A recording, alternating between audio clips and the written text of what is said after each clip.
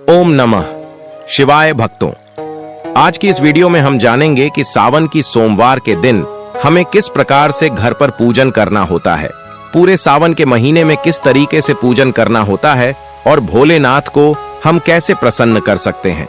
आज हम इस वीडियो में इन सभी के बारे में जानेंगे। सोमवार का दिन भगवान भोलेनाथ को अत्यधिक प्रिय होता है और कहा जाता है कि सावन के महीने को प्यार का महीना भी कहा जाता है, क्योंकि इस महीने में अगर कोई पूरे श्रद्धा भाव से महादेव की पूजा करे तो उसको भोलेनाथ की कृपा प्राप्त होती है और माता पार्वती भी बहुत ही ज्यादा प्रसन्न होती हैं। इस दिन भगवान भोलेनाथ के लिए व्रत किए जाते हैं। कई लोग तो पूरे सावन का व्रत रखते हैं और कई लोग ऐसे होते हैं जो सिर्फ 4 सोमवार का ही व्रत करते हैं। परंतु यह तो खुद पर डिपेंड करता है कि किसको कितने सावन सोमवार व्रत करना है और क्या वह पूरी सावन सोमवार भी व्रत रख सकते हैं। और इस पर भी अगर सावन के सॉन्ग, तो यह बहुत ही ज्यादा का महीना जो है वह भगवान भोलेनाथ को अत्यधिक प्रिय है। पूरे सावन मास में पड़ने वाले सभी सोमवार, प्रदोष और शिवरात्रि जो है वह भगवान भोलेनाथ की पूजा अर्चना के लिए बहुत ज्यादा विशेष होते हैं। तो देखिए, इस दिन सुबह सवेरे नित्य कर्मों से स्नान आदि करके निवृत्त होकर साफ स्वच्छ वस्त्र धारण करें और हो सके तो भक्तों नहाने के पानी में आप थोड़ा सा गंगा जल मिला लें। 1 से 2 बूंद गंगा जल की जरूर शामिल करें। इससे गंगा जल स्नान माना जाता है। और इस दिन हो सके तो सफेद कलर के वस्त्र धारण न करें, हो सके तो हर रंग की वस्त्र धारण करें। हर रंग महादेव को अति प्रिय है। कहा जाता है कि सावन के महीने में हरा रंग पहनना काफी ज्यादा शुभ माना जाता है। इसके बाद यह किसी भी शिवालय में जाकर शिव जी को अभिषेक करें, उनकी पूजा आराधना करें और शाम के समय आप इस पूजन को कर सकते हैं, क्योंकि शिव जी के सभी प्रकार की पूजा प्रदोष काल में की जाती है। और अगर शाम को समय ना हो तो आप सुबह भी पूजन को कर सकते हैं। तो इस प्रकार से चौकी या पेट पर सफेद या हरे रंग का हम वस्त्र बढ़ा लेंगे और अच्छा तो का यह फूलों का आसान देते हुए यहाँ पर हम शिव परिवार को विराजमान कर लेंगे। अब देखिए, हम शिव जी का अभिषेक करेंगे तो यहाँ पर एक थाली ले ली है। यहाँ पर हमने पीतल की थाली ली है, आप स्टील की भी ले सकते हैं। आप उसे किचन में उसे ना करते हो और इस पर देखिए, यह तो आप स्वास्तिक बना लीजिए। यहाँ पर मैं ओम बना रहे हूँ। अब हमें लेना है और बेलपत्र का आसान देते हुए यहाँ पर हम शिवलिंग को विराजमान कर लेंगे। आप किसी भी तरह का शिवलिंग ले सकते हैं, पत्थर का, स्फटिक का। यह अगर आपके पास नर्मदेश्वर है तो उन्हें विराजमान करके पूजन कर सकते हैं। और अगर शिवलिंग ना हो आपके घर में तो आप मिट्टी से भी, यानी वाला भाग जो है वह उत्तर दिशा होना चाहिए और शिवलिंग की जलहरी भी डांडी वाले भाग की तरफ यानी उत्तर दिशा की ओर होनी चाहिए। धूप रख लेंगे और इसके बाद अपनी पूजा को शुरू करेंगे। फिर उसे शुद्ध जल से भरिए। इसके बाद इस प्रकार से 4 बार जल छोड़ते हुए हम शिव जी का अभिषेक करेंगे। और हो सके आप जिस पत्र से अभिषेक कर रहे हैं उसमें गंगा जल की 2 से 3 बने अवश्य शामिल करें, क्योंकि गंगा जल से अभिषेक करना काफी ज्यादा शुभकारी मान जाता है। कहा जाता है कि सावन के महीने में अगर आप गंगा जल से अभिषेक करते हैं तो महादेव उससे अधिक प्रसन्न होते हैं। भक्तों, आप सबको यह तो पता ही होगा कि इस बार जो कुंभ का मेला लगा था उसमें से सब लोग गंगा जल लेकर आए हैं। तो आप उसे गंगा जल का इस्तेमाल इस पूजन में कर सकते हैं। आपको ज्यादा नहीं, बस ओनली 2 से 3 गुना ही डालना है। और अभिषेक करते समय ओम नमः शिवाय, ओम नमः शिवाय, इस तरह से आप मंत्र जाप करते रहें। और जल से अभिषेक करने के बाद यहाँ पर मैंने पंचामृत लिया है, यानी दूध उत्पादन की प्राप्ति है। तो अलग अलग वस्तुओं से अभिषेक शिव जी का किया जाता है शिव जी को, और जल से आप अच्छे प्रकार से अभिषेक करें। अभिषेक काजल है। तुलसी जी के गमले को छोड़कर अन्य किसी भी पौधे के गमले में या किसी भी पवित्र पेड़ की जड़ में आप इसे डाल सकते हैं।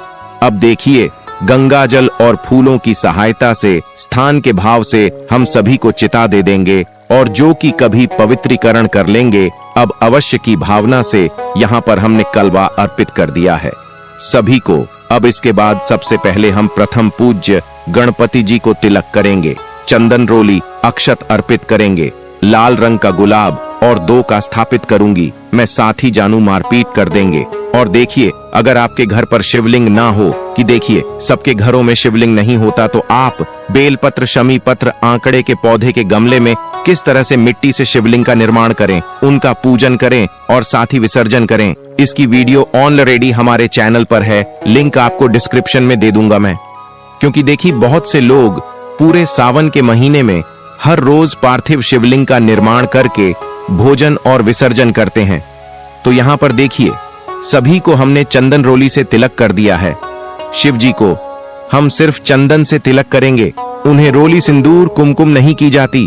अब इसके साथ ही देखिए, शिवलिंग को भी हम वस्त्र की भावना से कर देंगे और चंदन का त्रिकुंड लगाकर फिर हम उनका श्रृंगार कर लेंगे, होता है। और इसके साथ ही देखिए, उन्हें अक्षत अर्पित कर देंगे। देखिए, जो भी पूजा में आप चावल प्रयोग करें वह टूटा फूटा ना हो, आपका चावल होना चाहिए। कहा जाता है कि शिवलिंग पर खंडित चावल नहीं चढ़ाए जाते, तो इस बात का विशेष कर ध्यान रखें कि चावल टूटे फटे ना हो। आप एकदम स्वच्छ चावल ही ले और चावल को थोड़ा गीला करके आप शिवलिंग पर अर्पित करें। इसके बाद हमें लेने हैं कुछ बेलपत्र। तो इस प्रकार से देखिए, दांडी तोड़कर चंदन से ठीक कर चिकनी साइड से हम बेलपत्र को समर्पित करेंगे। आप जबलपुर समर्पित करें, उससे पहले आप जो बेलपत्र होता है उसे पर कुछ न कुछ आवश्यक लिखकर अर्पित करें। उसे पर ओम का चिन्ह बना ले या फिर राम लिख ले, आपको उसके ऊपर कुछ न कुछ लिखना है।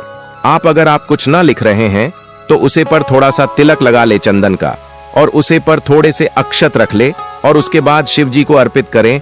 आंकड़े के पत्ते हो अगर आपके पास तो आपको अर्पित करें, धतूरा अर्पित करें और बेलपत्र आप 1-2 जितना इच्छा हो उतने बेलपत्र अर्पित कर सकते हैं। इसके साथ यहाँ पर हम शमी पत्र अर्पित कर देंगे। भक्तों, ऐसा माना जाता है कि एक शमी पत्र 1000 बेलपत्र के बराबर होता है। कहा जाता है कि शमी पत्र अगर सावन के महीने में कोई व्यक्ति शिवलिंग पर चढ़ा रहा है तो उसकी मनोकामना अति शीघ्र ही पूर्ण हो जाती है। और ऐसा माना जाता है कि शमी पत्र में साक्षात भोलेनाथ का बस माना जाता है। अगर आप सावन के महीने में एक शमी पत्र भगवान भोलेनाथ को जरूर अर्पित करें। और आपको उसे किस तरीके से अर्पित करना है, जरूरी नहीं है कि जिस वक्त उसको तोड़ा जाए इस वक्त शिव जी को अर्पण करना है। आप रात के वक्त इसको तोड़ कर रख सकते हैं और सुबह भोलेनाथ को इसको चढ़ा सकते हैं। आपको इसको धोना नहीं है, स्वच्छ नहीं करना है, तोड़ के रख लेना है और उसके बाद सब्जी को पैसे ही चढ़ता है। और एक जरूरी नहीं है जितनी वस्तु है हमने अर्पित की है उतनी ही आप करें, ऐसा कुछ नहीं है। भगवान भोलेनाथ तो एक लोटा से ही प्रसन्न हो जाते हैं। अगर मन में सच्ची श्रद्धा है तो अगर कोई सच्ची माँ श्रद्धा से 1 लोटा भी भगवान शिव पर अर्पित करता है तो उसको भी महादेव खुशी खुशी मान लेते हैं। आपको सच्चे मन और श्रद्धा से अर्पित कर सकते हैं, वरना भगवान भोलेनाथ तो इतने बोले हैं, सभी को हमने पुष्पित कर दिए हैं। जो भी मिठाई मिष्ठान मेरे रथु फल आपके घर पर उपलब्ध हो उनका होगा। श्रावण सोमवार की व्रत कथा को पढ़ लेंगे या सुन लेंगे। और यह देखिए, कथा सुनने की अपेक्षा में पढ़ने को ज्यादा अच्छा मानते हैं, क्योंकि इससे हमारा मुख और कान दोनों ही पवित्र होते हैं। तो कथा हम आपको कथा भी सुना देते हैं, क्योंकि जब इतनी जानकारी दे रहे हैं तो कथा और बता ही देते हैं। यहाँ सावन सोमवार व्रत की संपूर्ण कथा, सावन सोमवार व्रत की उत्पत्ति कथा, प्राचीन पौराणिक कथा, बहुत प्राचीन काल की बात है। एक नगर में एक अत्यंत निर्धन ब्राह्मण और ब्राह्मणी निवास करते थे। वे दोनों अत्यंत धार्मिक थे और हमेशा भगवान शिव की पूजा अर्चना में लीन रहते थे, परंतु उनकी संतान नहीं थी। इस कारण दोनों अत्यंत दुखी रहते थे। भगवान शिव से वरदान, एक दिन वे दोनों भगवान शिव के मंदिर गए और कठोर तपस्या करने लगे। उन्होंने लगातार 16 सोमवार का व्रत किया। प्रसन्न होकर भगवान शिव प्रकट हुए और कहा, वत्स, मैं तुम्हारी भक्ति से अत्यंत प्रसन्न हूं, तुम जो चाहो वरदान मांग लो। ब्राह्मण बोला, हे भोलेनाथ, मुझे संतान सुख चाहिए। भगवान शिव ने कहा, तथास्तु, तुम्हें शीघ्र ही संतान प्राप्त होगी। कुछ समय बाद ब्राह्मण दंपति के घर एक सुंदर पुत्र का जन्म हुआ, लेकिन उस बालक की जन्म कुंडली में अल्पायु दोष था। ज्योतिषियों ने बताया कि वह केवल 12 वर्ष तक ही जीवित रहेगा। जब पुत्र 11 वर्ष का हुआ तो माता पिता ने उसे काशी पढ़ाई के लिए भेजा। साथ में एक ब्राह्मण मित्र को भेजा। मार्ग में वे दोनों भगवान शिव के मंदिरों में रुक रुक कर पूजा करते रहे। एक स्थान पर एक राजा की बेटी का विवाह हो रहा था। उस समय कोई शुभ मुहूर्त बताने वाला नहीं था। उस ब्राह्मण पुत्र ने सही मुहूर्त बताकर सबको प्रसन्न कर दिया। राजा ने प्रसन्न होकर अपनी कन्या का विवाह उसी ब्राह्मण पुत्र से कर दिया। विवाह के पश्चात जब वह 12वें वर्ष में प्रवेश करता है, तभी मृत्यु का समय आ जाता है। यमदूत आते हैं और उसके प्राण ले जाते हैं।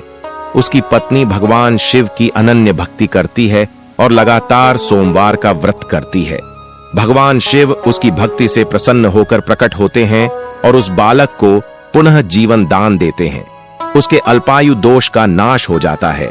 इस कथा से यह सिद्ध होता है कि सावन सोमवार का व्रत करने से भगवान शिव अत्यंत प्रसन्न होते हैं और असंभव भी संभव हो जाता है। चाय वाले कितनी ही बड़ी कोई भी समस्या क्यों ना, यहाँ पर सावन सोमवार से जुड़ी एक छोटी सी और कथा है जो आपके लिए जानना बेहद ही ज्यादा जरूरी है। तो चलिए मैं भी जान लेते हैं कि पार्वती जी ने महादेव को कैसे प्रसन्न किया और उनको कैसे प्राप्त किया। सावन सोमवार व्रत की अन्य प्रमुख कथाएं। समुद्र मंथन से जुड़ी कथा। समुद्र मंथन के दौरान जब हलाहल विष निकला तो देवता और दैत्य सभी भयभीत हो गए। तब भगवान शिव ने उस विष को अपने कंठ में धारण कर लिया। इस कारण उनका कंठ नीला हो गया और वे नीलकंठ कहलाए। विष के प्रभाव को शांत करने के लिए देवताओं ने भगवान शिव पर गंगा जल और बेलपत्र अर्पित किए। तभी से सावन के महीने में विशेष रूप से शिवजी की पूजा का महत्व बढ़ गया। पार्वती जी का व्रत। पार्वती जी ने भगवान शिव को पति रूप में पाने के लिए कठोर तप और सोमवार का व्रत किया था। उनकी तपस्या और व्रत से प्रसन्न होकर भगवान शिव ने पार्वती जी को अपनी अर्धांगिनी बना लिया। इसलिए यह व्रत कुंवारी कन्याओं के लिए विशेष फलदायक है। सावन सोमवार व्रत के कुछ नियम होते हैं जिन्हें आपको पालन जरूरी करना होता है। सावन सोमवार व्रत के नियम। ब्रह्मचर्य का पालन करें। मांस, मदिरा और तामसिक भोजन का त्याग करें। झूठ, चोरी, छल कपट से दूर रहें। मन, वचन और कर्म से शुद्ध रहें। जरूरतमंदों और ब्राह्मणों को दान दें।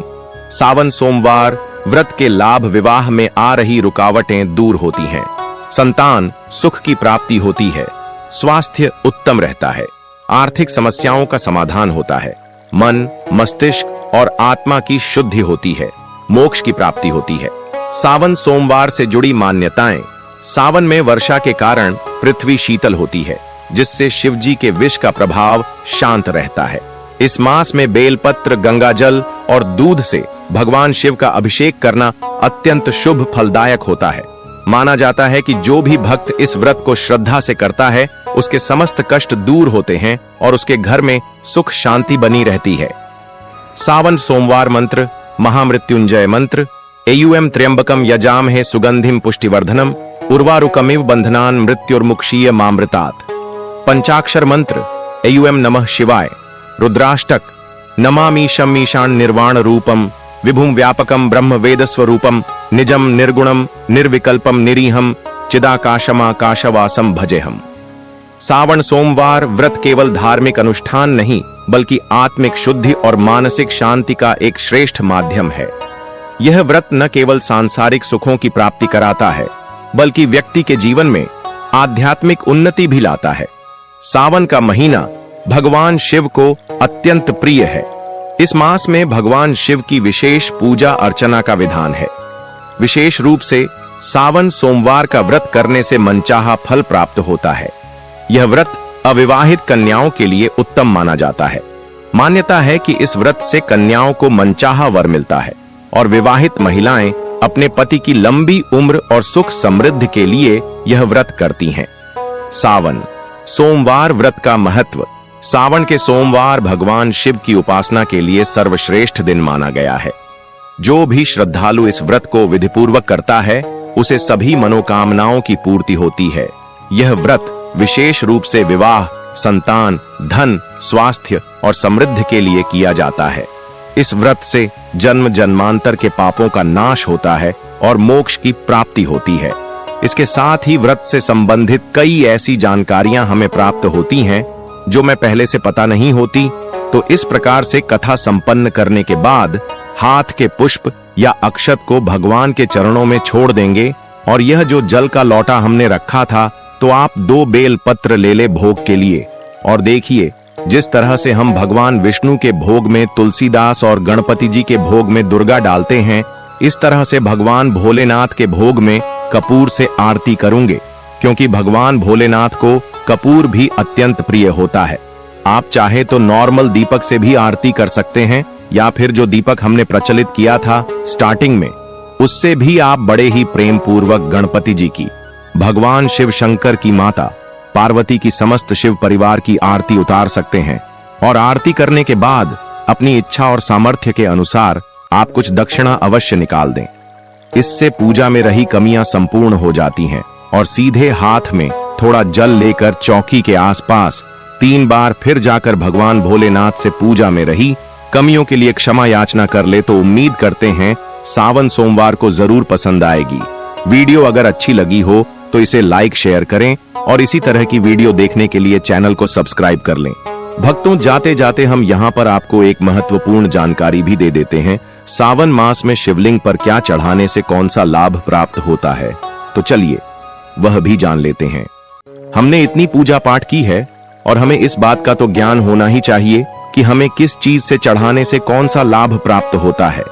तो सबसे पहले बेलपत्र, जो आमतौर पर हर कोई शिवजी पर बेलपत्र चढ़ता है, तो बेलपत्र चढ़ाने से सभी संकटों से मुक्ति मिल जाती है। शक्कर अगर कोई सावन के महीने में चढ़ता है तो उसे सुख और सौभाग्य की प्राप्ति होती है। दूध, अगर कोई 1 लोटा शिवलिंग पर दूध चढ़ता है तो उसकी मानसिक शांति प्राप्त होती है।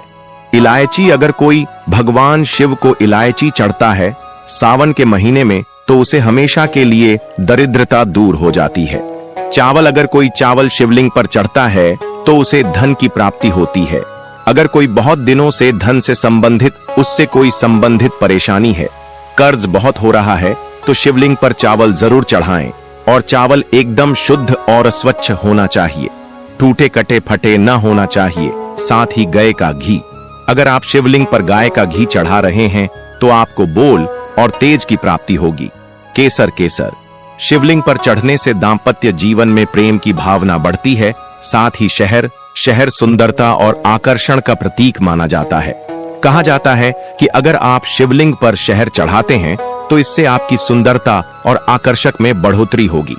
दही, खुशी और आनंद का प्रतीक, दही चढ़ाने से आपके मन में खुशी और आनंद की अनुभूति होती है। इत्र, लोगों से मुक्ति और धर्म में लाभ की प्राप्ति होती है।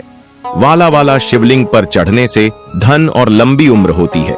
काला तिल चढ़ाने से विजय और पितरों की कृपा, पितरों को भौतिक सुख शांति मिलती है। गेहूं, शिवलिंग पर गेहूं चढ़ाने से संतान सुख की